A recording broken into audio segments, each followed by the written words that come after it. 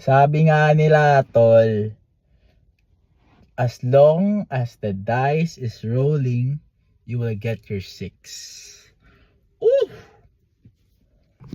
To my fellow utol out there, tol.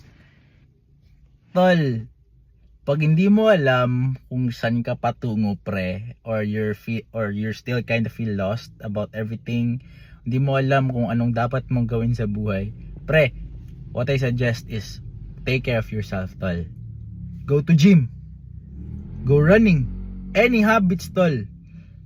Any habits that can change you for who you are. As in, pre.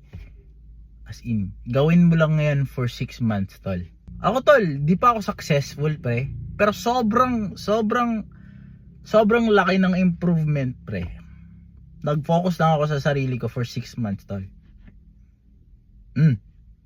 Oo, tol. Mas naging confident ako, pre.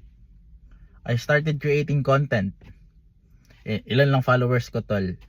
27. Pero I don't care, tol. I'm happy. Diba? Yun, tol. Start or, tol, be disciplined, tol. As in, sobrang laki ng impact pag inuna mo yung sarili mo, tol. Hindi selfish yan, tol. Hindi pagiging selfish yan.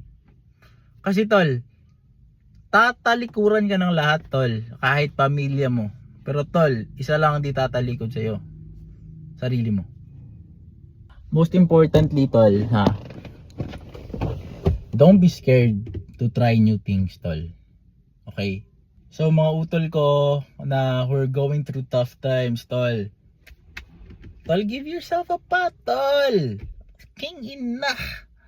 Tol, I'm proud of you, tol. Eto lang ang gawin mo, tol, ha. If you ever feel lost, tol, or di mo alam kung saan ka patungo, pre, take care of yourself. Do something hard every day. And build that discipline, build that habit until you find or until you create your purpose. Isa sa mga favorite quotes ko in life is stop consuming, start creating. Okay? Favorite quote ko yan, tol. Okay, tol. See you sa next video ko. And love you.